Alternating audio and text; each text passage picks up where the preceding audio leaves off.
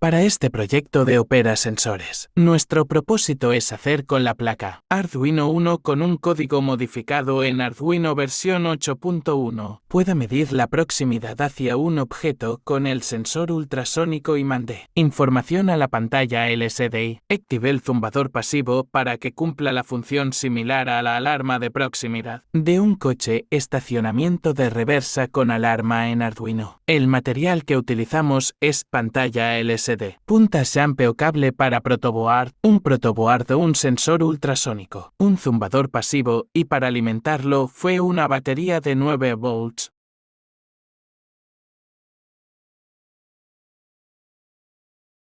El videito de cómo funciona.